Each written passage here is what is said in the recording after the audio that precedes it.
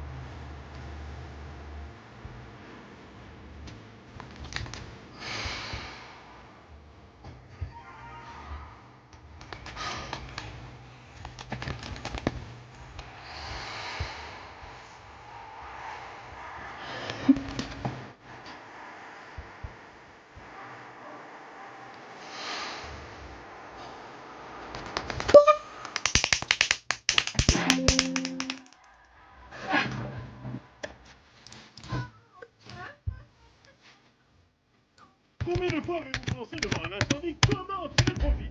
Eh bien, arrêtez de penser et venez acheter des objets abîmés par la fumée. Là où il y a de la fumée, les prix sont cassés.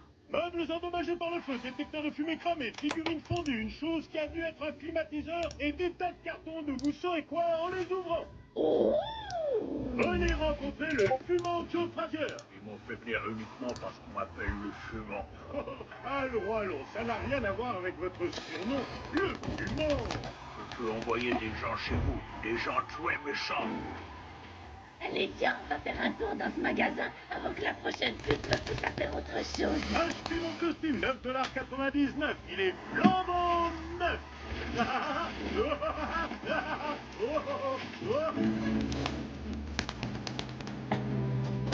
J'avais jamais remarqué ce panneau, et pourtant je remarque tout. La création de ce péage doit être tout très simple. Mais je vais pas payer pour une chose que j'utilise chaque jour, et pourquoi pas un impôt sur les casseroles? Oui, mais qu'est-ce que tu peux y faire? Voilà, oui, j'ai trouvé la faille. Eureka!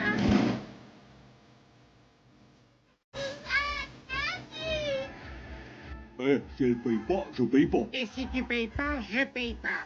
Évidemment, on est dans la même voiture. Oh, je voulais juste qu'on se reparle. Personne ne passe par le péage. Bon sang, on a besoin de ces 75 cents pour dépitoniser la fontaine.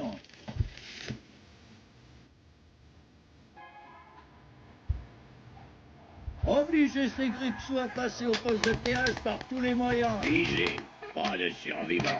Pas de coup de feu. Mais il est armé maintenant. D'accord, mais tirez dans la cheminée.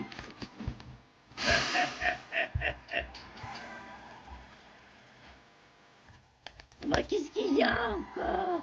Des pointes à pneus? Oh, ils ont condamné mon raccourci. Je suis piégé comme un homard dans une nasse. Nous traversons les pointes, Tim. Nous allons devoir trouver 75 cents. Ne t'en fais pas, c'est sur le compte de Jésus. Oh, sois cool, fois.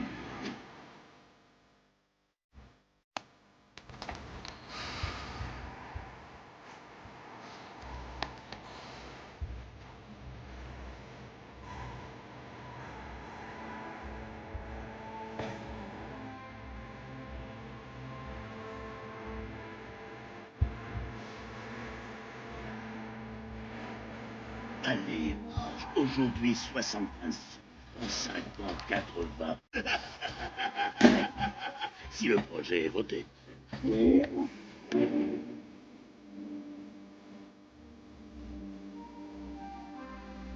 Oh, mince. Mais ne été gravement endommagés. La prophétie vient de se réaliser. Seymour, descends et change les Je pneus. n'en ai pas quatre de secours, mère. Tu n'as pas quatre de quoi que ce soit.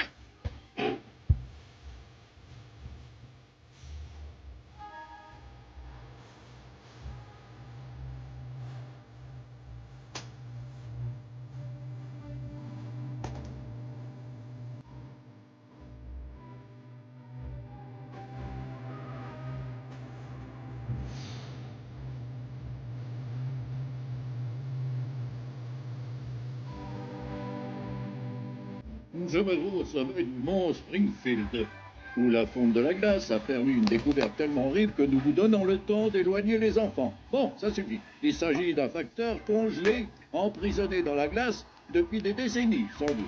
Nous en saurons plus avec le scientifique qui est toujours chez lui quand on appelle, le professeur John Frink.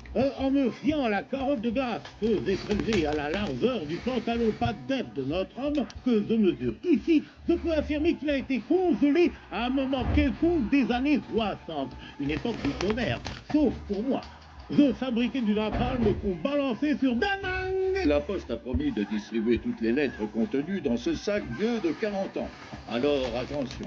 Monsieur Largo, vous étiez admis à Juilliard. Ah, j'ai été reçu à Juilliard. J'aurais pu jouer avec les philharmoniques de Boston. Je suis à point d'être. Fermez-la, fermez-la, fermez-la. Je t'aime, mon vieux.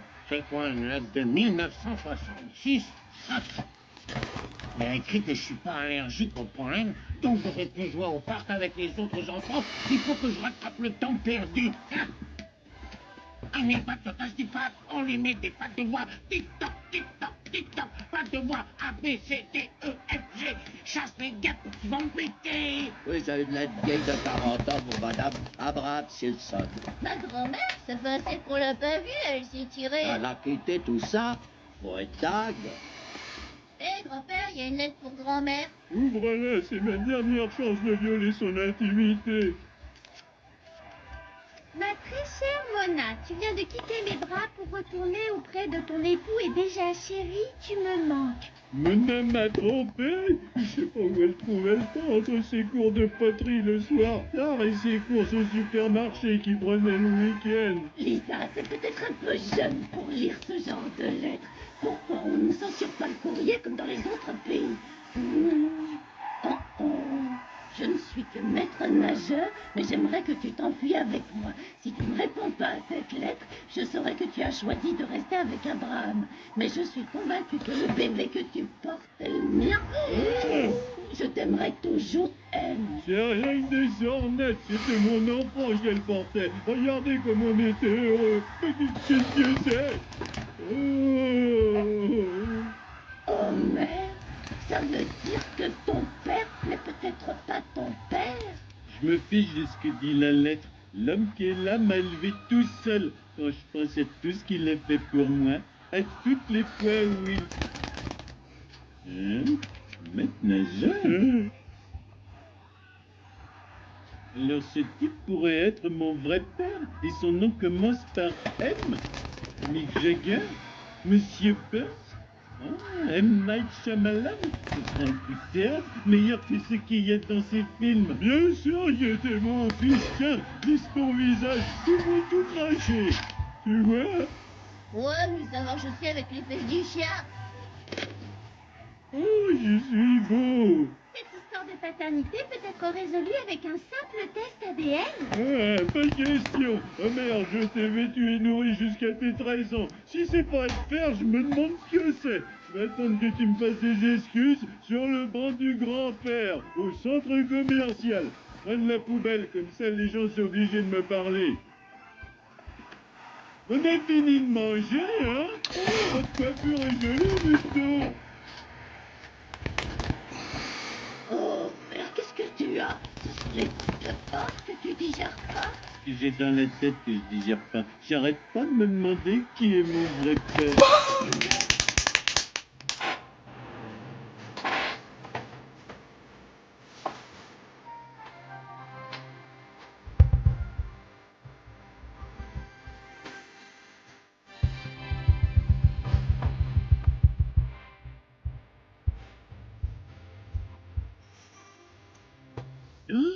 Il y a qu'un maître nageur dont le nom commence par M. Mason Fairbanks. Il aime séduire les femmes, écrire des lettres et aussi rattraper le temps perdu.